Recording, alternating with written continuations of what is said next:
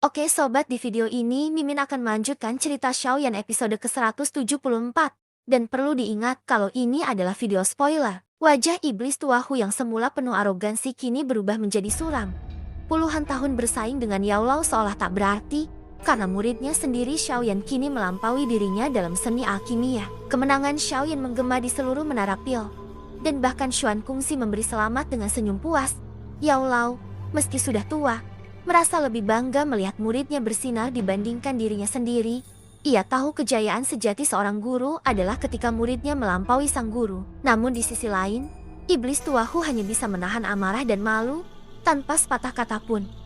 Ia pergi meninggalkan arena dengan wajah kelam. Ketika suasana mereda, tetua pertama menara pil memanggil Xiaoyan dan Yao Lao untuk berbicara di ruang rapat tertutup. Masalah utama kini bukan lagi kompetisi, tapi aliansi, sebuah kesepakatan besar yang bisa mengubah keseimbangan dunia Central Plains. Di hadapan para sesepuh, Xiaoyan berbicara dengan tajam. Ia menyinggung bagaimana menara pil, yang seharusnya menjadi tanah suci bagi para alkemis, telah terlalu lama dia menghadapi kebrutalan Hall of Souls. Suaranya tegas, penuh keyakinan, jika menara pil terus berdiam diri, tanah suci ini hanya akan menjadi nama kosong. Katanya dengan dingin. Kata-kata itu menusuk dalam, membuat banyak sesepuh terdiam. Tetua pertama akhirnya menghela napas panjang. Ia tahu, ucapan Xiaoyan benar. Hall of Souls semakin berani, bahkan menangkap alkemi secara terang-terangan. Menara pil tak bisa lagi bersembunyi di balik alasan netralitas. Akhirnya, setelah perdebatan panjang, ia mengumumkan keputusan yang membuat Yao Lao dan Xiaoyan bersukacita. Menara pil resmi bergabung dalam aliansi melawan Hall of Souls. Beberapa hari kemudian, Xiaoyan dan Yao Lao kembali ke Pavilion Bintang Jatuh untuk mempersiapkan pertemuan besar. Seluruh wilayah mereka diperkuat. Pengawasan diperluas hingga radius 500 km. Tak lama, tamu-tamu besar pun berdatangan, dimulai dengan rombongan dari sekte bunga. Di antara mereka, Xiaoyan melihat sosok Yun Yun yang lembut dan elegan. Namun perhatiannya segera tertuju pada dua wanita kuat di depan barisan, Pericing dan Priwa, yang masing-masing memiliki kekuatan Banxiang tingkat menengah dan tinggi. Aura mereka begitu kuat hingga udara di sekitar bergetar. Tak lama kemudian, langit di atas Pavilion Bintang Jatuh memerah pertanda kedatangan Burning Flame Valley. Leluhur Huyun, sang dosyang dengan rambut merah membara, muncul bersama Tang Jen dan Tang Hue. Kehadirannya seperti kobaran api yang hidup. Ia tertawa keras begitu melihat Yao Lao. Keduanya ternyata kenalan lama. Namun suasana sedikit canggung ketika Huyun, dengan santai, memuji Xiaoyan di depan umum, dan bahkan menggoda bahwa pemuda itu cocok untuk Tang Hue. Wajah gadis itu seketika memerah, sementara Xiaoyan hanya bisa tersenyum kaku. Tak lama kemudian, menara pil tiba. Tetua pertama dan Xuan Kungzi muncul di langit, disambut dengan hormat oleh semua yang hadir. Dengan kehadiran ketiga kekuatan besar menara pil, sekte bunga, dan Burning Flame Valley, pembentukan aliansi besar akhirnya dimulai. Di aula utama Pavilion Bintang Jatuh, Yao Lao berdiri di depan semua tokoh besar dunia Doki. Dengan suara tenang namun penuh wibawa, ia memaparkan tujuan utama aliansi, melawan Hall of Souls, musuh bersama yang telah menimbulkan penderitaan di seluruh Central Plains.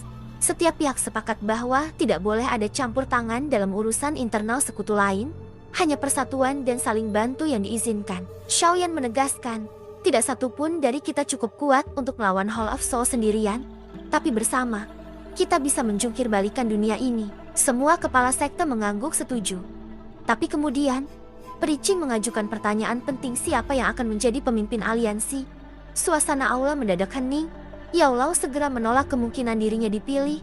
Tak ingin ada gosip, ia menyerahkan keputusan kepada ketiga pihak lainnya. Pericing akhirnya menatap Yao Lao dan tetua pertama, lalu berkata dengan tenang, dari semua yang ada di sini, hanya dua orang yang paling pantas memimpin, Yao Chen dan Tetua Lin dari Menara Pil. Mereka berdua bukan hanya kuat, tapi juga dihormati oleh seluruh Central Plains. Aula besar pun kembali sunyi. Semua mata kini tertuju pada dua tokoh legendaris yang duduk berdampingan, Yao Lao dan Tetua pertama. Keputusan ini akan menentukan masa depan dunia Doki, dan juga nasib aliansi terbesar yang pernah ada di daratan tengah ini. Langit di atas Pavilion Bintang Jatuh masih bergetar lembut oleh sisa aura ketika suasana tegang perlahan mencair. Setelah perdebatan panjang, tetua pertama Menara Pil menolak posisi ketua aliansi dengan alasan usia dan kelemahan tubuhnya. Ia mengakui bahwa jabatan itu memerlukan sosok yang berjiwa aktif, dan satu-satunya yang pantas memimpin bukan lain adalah Yao Lao. Periching menatap Yao Lao dengan senyum tipis, senyum yang menyiratkan rasa hormat sekaligus harapan. Karena ini sudah menjadi keputusan bersama.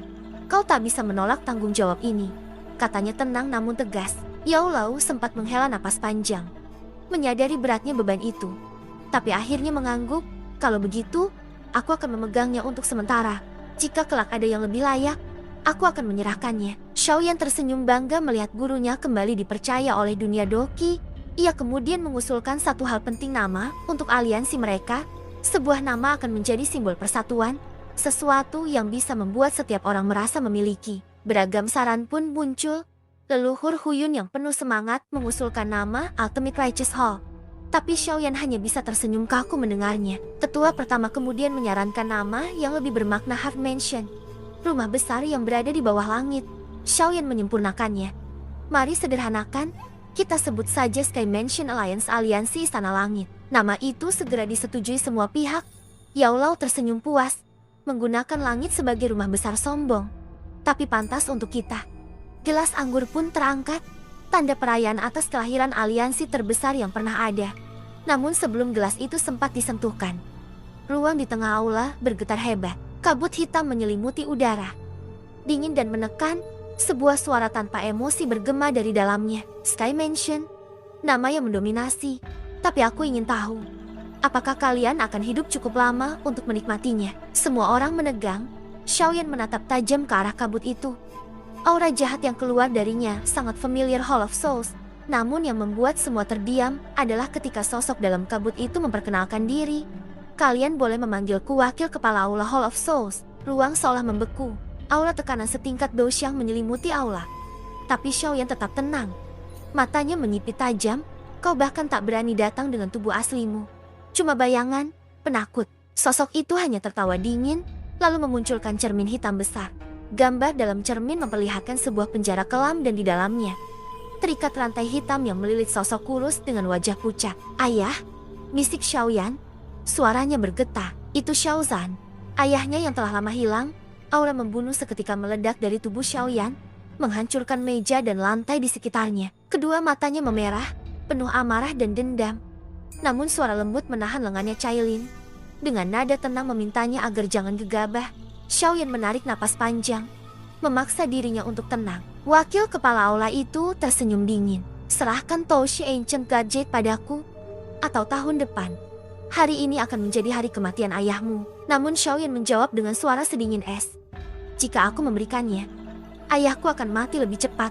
Batu giok ini terhubung pada hidupnya. Jika aku kehilangan kontak dengannya, aku akan menyerahkannya pada klanku dan kau tidak akan pernah mendapatkannya. Sosok dalam kabut itu hanya tertawa, mengakui bahwa ancaman itu gagal. Sebelum pergi, dia meninggalkan kata-kata tajam. Kau pikir bisa melawan Hall of Souls hanya dengan aliansi kecil ini? Tunggu saja. Dunia akan tahu siapa penguasa sejati Central Plains. Dengan satu kepalan tangan Xiaoyan, bayangan itu hancur, meninggalkan tawa dingin yang bergema lama di udara. Yao Lao memandang sekeliling dengan wajah serius.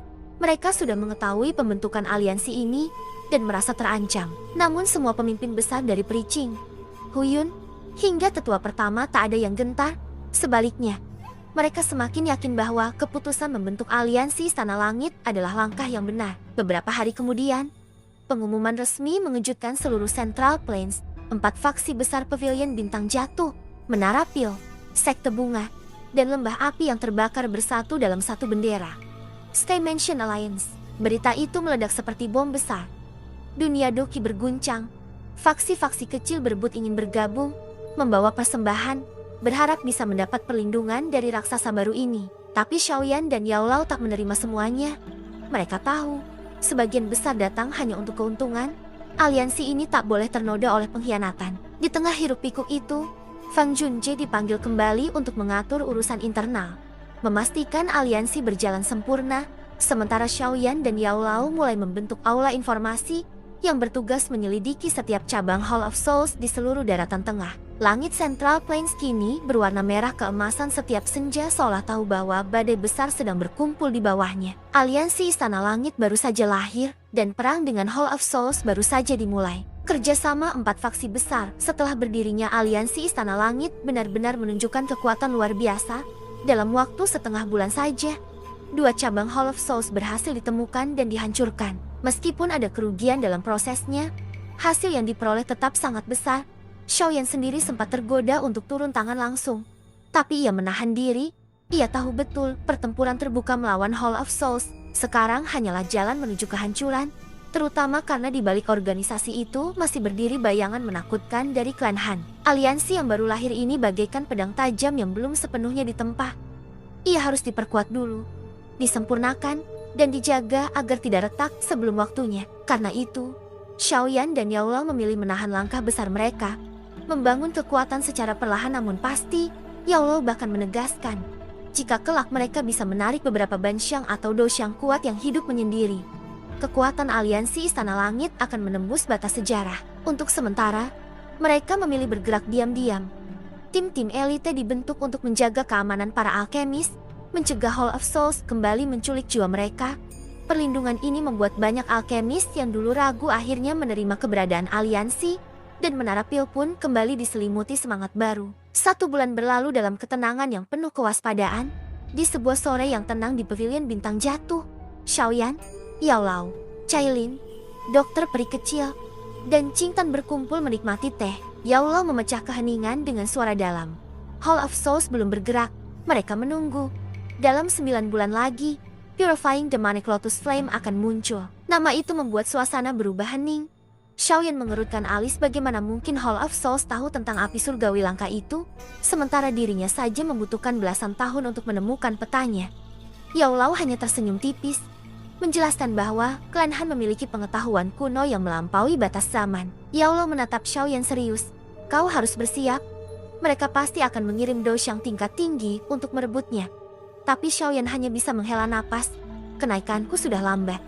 Dalam 9 bulan, paling tinggi aku bisa sampai di puncak Douxiang 1 bintang. Namun Yaolao menggeleng. Aku tidak bicara tentangmu. Aku bicara tentang Cailin. Python menelan langit 7 warna itu hanyalah selangkah dari Banxiang. Jika diberi cukup energi, ia bisa menerobos dan bahkan menandingi Douxiang sejati.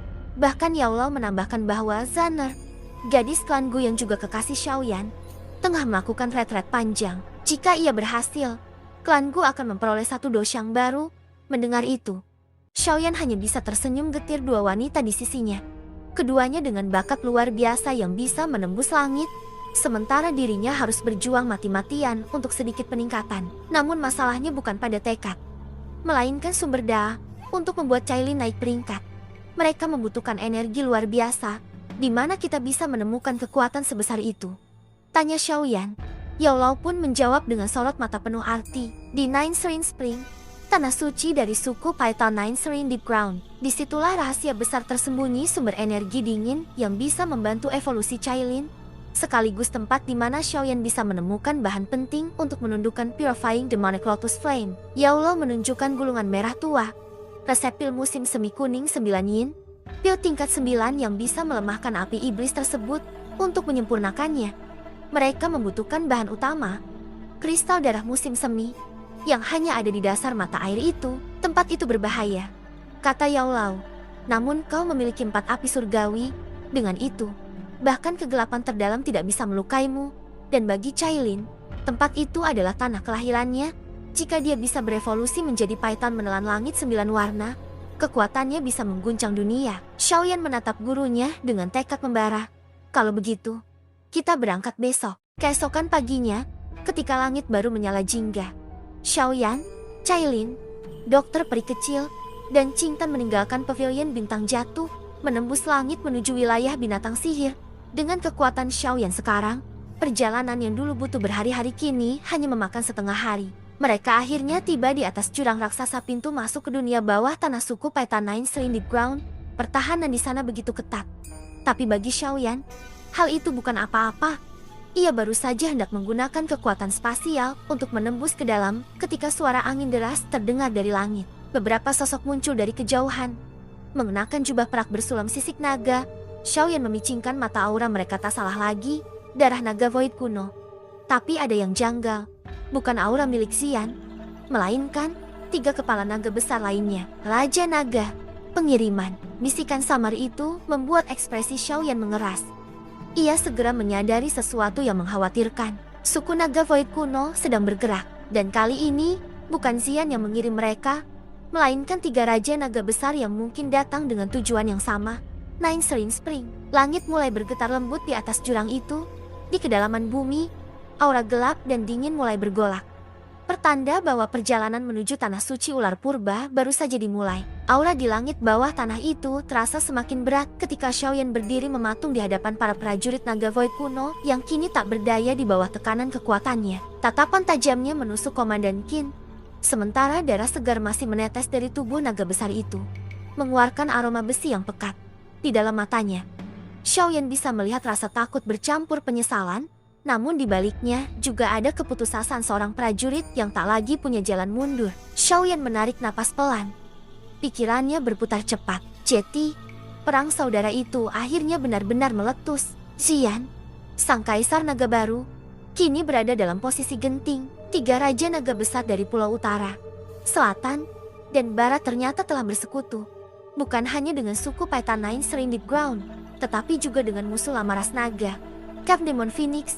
Sebuah pengkhianatan yang bahkan melampaui batas kehormatan naga kuno. Dada Xiaoyan bergemuruh marah saat mendengar pengakuan Komandan Qin menyerahkan Kaisar Naga kepada Half Demon Phoenix. Mereka benar-benar sudah gila, desisnya lirih. Tapi auranya langsung bergolak. Suara gemuruh lembut terdengar, dan tekanan dari kekuatan Douxiangnya menyebar seperti badai hitam yang menekan tulang.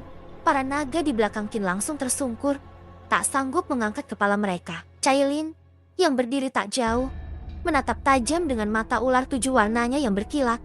3 raja naga itu sudah tidak bisa dibiarkan hidup. Jika mereka benar-benar membawa suku Phoenix ke pertempuran ini, Xian akan terjepit.